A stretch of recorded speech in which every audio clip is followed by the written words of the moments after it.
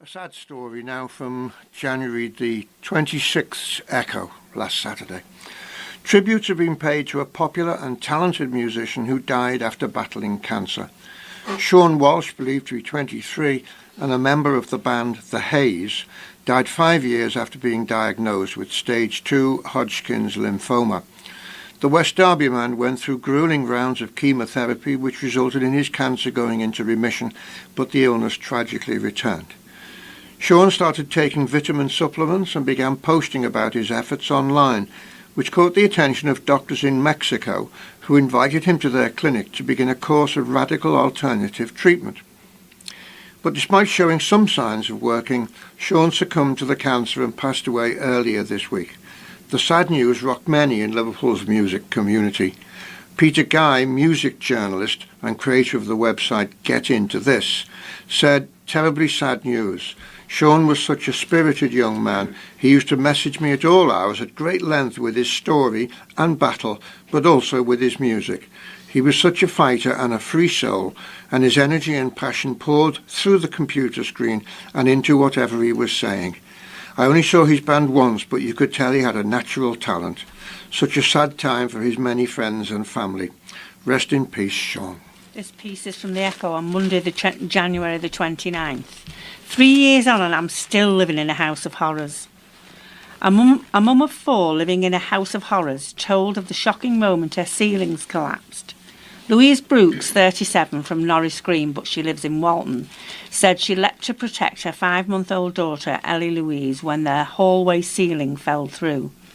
She said the incident was caused by a leak from the bathroom in her Liverpool Mutual Homes LMH social housing property on Fountains Close. Louise says it still feels like a house of horrors 3 years on. Louise, who lives at the property with her partner Josh and 4 children, says she broke her foot in the accident, while her then 6-year-old autistic son Martin suffered bruises when his mum pushed him out of the way. But the anxious mother says the physical scars are nothing compared to the mental scars she's still recovering from. Recalling the shocking moment it happened in December 2015, she said, "I remember hearing the ceiling cracking. I was on the bottom step of the stairs. I pushed Martin out of the way and shielded Ellie. The clump hit my shoulder and a big clump then fell on my foot, and I was in a boot for 8 weeks. Martin ended up with whiplash and a few little bruises. He's autistic, so it was more than the mental side that affected him. What worries me most is that the lump could have killed the baby. If it had fallen on her instead of my foot, it would have knocked her down dead." Last year, Louise finally found out that she and her son would be receiving financial compensation for the accident, but after she chose to take legal action against LMH. But that's not the end. Louise, who was hoping that her injuries would push LMH into taking repair complaints seriously, feels let down again after claiming she faces an ongoing problem with damp, mould, disrepair and vermin. Ew. Louise said, "We've tried fixing some of it ourselves. We bought a cat to get rid of the mice. My partner, who's a painter, tried painting the walls, but it just falls off because of the damp. I put a new carpet down after discovering mould on the floorboards, but that just went mouldy, and all the rugs go mouldy too." She is a full-time carer for 2 disabled sons, and she said she sleeps downstairs so her 4 children can have their own rooms. "I feel like I'm failing them because of the state of the house. I'm embarrassed and I won't let my family come here, or their friends, and I don't let them sit downstairs. It is a house, but it's not a home."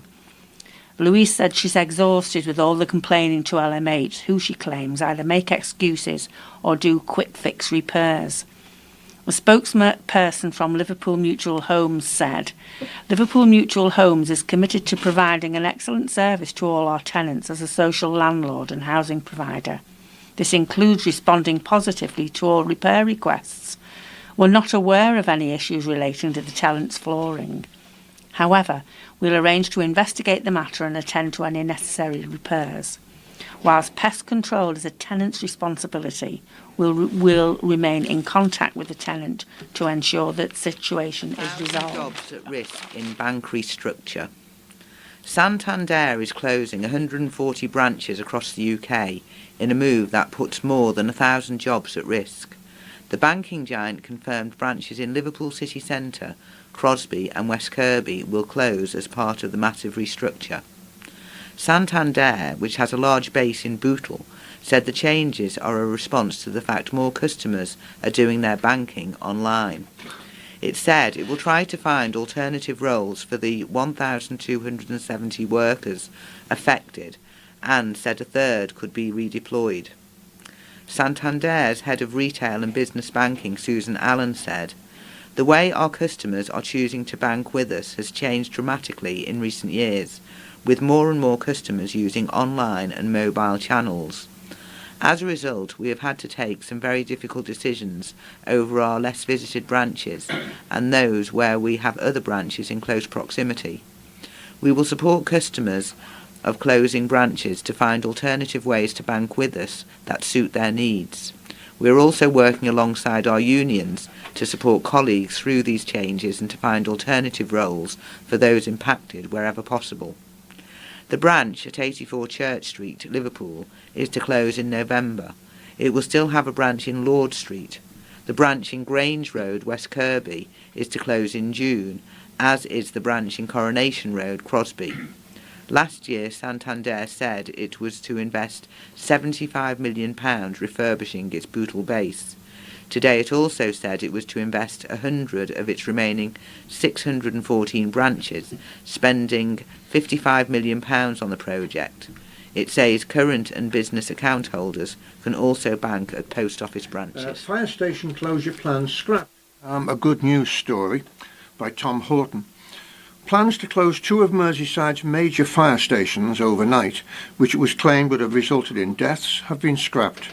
The news has been hailed as a win for people power and will mean the stations in Wallasey and the city centre, the latter covering the entire central area of Liverpool, will not be closing at night. The move was blamed on cuts, but following a huge campaign and petition signed by almost 20,000 people in opposition, it appears to have been halted. In fact, if proposals by the Merseyside Fire and Rescue Service go ahead, there will actually be an increased number of fire engines and jobs, as well as the nighttime cover being secured. Fire union boss told the Echo last year that people were in danger over station changes. Walton MP Dan Carden said it was fantastic news for Merseyside. He said, "Communities suffering under austerity do not have to accept the consequences of an ideology which is a political choice. When we unite and fight back, we can win." Cuts inflicted by this government to the Fire and Rescue Service quite simply put the lives of the public and the firefighters who serve them at risk. This campaign was an inspiring example of people power in action, with the community taking a stand, supported by the Labour and trade union movement. When revealed last year, the plans to close Wallasey and Liverpool city stations overnight were described as the least worst response to the cuts.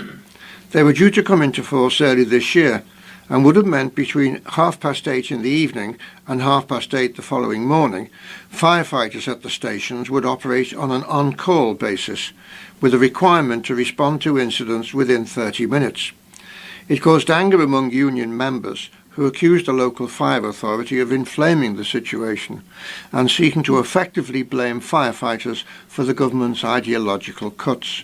It was even claimed the move could result in the loss of life.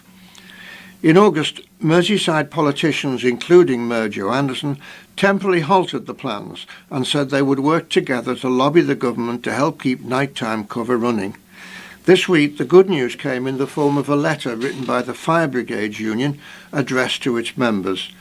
It said at a recent Budget Strategy Day, proposals outlined by the service's Chief Fire Officer, Phil Garrigan, will mean not only maintaining the nighttime cover, but also increasing some of its services.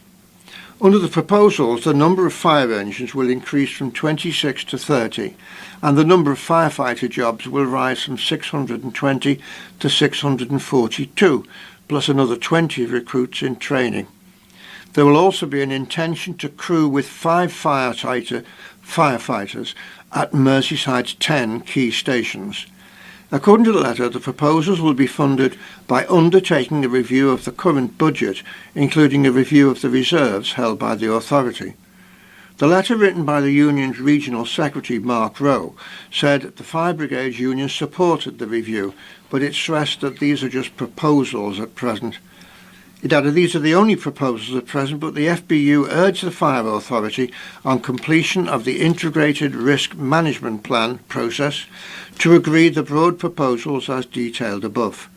On behalf of Merseyside Fire Brigade Union members, I pass on our thanks to all the Merseyside constituency Labour parties, but in particular Riverside and Wallasey, for their campaigning, determination and unwavering support. Monday, January the 28th, tunnel toll drop won't benefit everyone.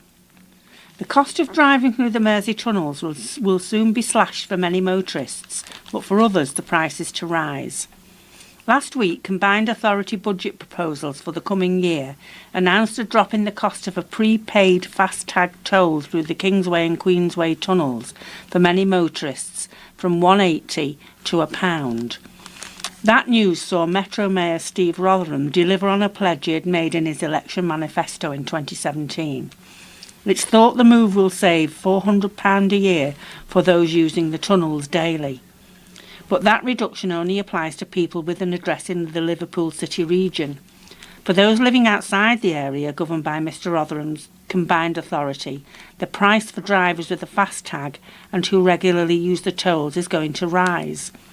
Documents to be discussed by the Combined Authorities Transport Committee have revealed that people with the prepaid pass and living outside Liverpool, Knowsley, Wirral, Sefton, St Helens or Halton will see a considerable increase to their cost. If charges are approved from April the 1st, they will pay a flat rate of £1.80 each way, 60p or 80p more than they previously paid. The difference between peak and off-peak prices have been scrapped under the new charges. Mr Rotherham's discount will also be unavailable for business users of the tunnels, who will still be subject to the £1.80 fee, even with the fast tag. The cash toll has been frozen at £1.80, despite the report saying the authority was authorised to charge £2. Those changes will also include free travel for all emergency services, should think so, liveried vehicles, and no charges between 10 p.m. on Christmas Eve and 6 a.m. on Boxing Day. Documents to be discussed by the committee say relative costs of using other transport alternatives must be considered when setting the price for tolls. They also say the fee must ensure sufficient funds are available to cover the costs of operating and maintaining the tunnels, as well as repaying historic debt relating to the construction and operation. They said average usage of the Mersey tunnels started to reduce over the last year, adding the Tunnels Act allows the city region to generate a surplus of income over immediate expenditure. The purpose of this is to provide sufficient resources for long-term assessment management of the tunnels, including capital financing requirements related to major schemes to ensure business continuity and safe operation. Announcing the price changes last week, Mr Rotherham said, "This will be the lowest tunnel toll in over 25 years. No one likes to have to pay to use the tunnels, but we do not receive any central government funding to effectively operate, maintain and upgrade them." Mersey Travel have been contacted for more information. On the way over Red's parking, an article from the 25th of January by Nick Tyrrell and Faye Brown. There could be major matchday changes on the way for fans going to watch Liverpool at Anfield. It appears that a new way of dealing with matchday parking outside the stadium could be on the way as early as next month. An advert posted on a public website by the City Council says it is looking for a company to manage matchday and event parking between early February and July, taking in the rest of the current season and a number of concerts set to take place afterwards.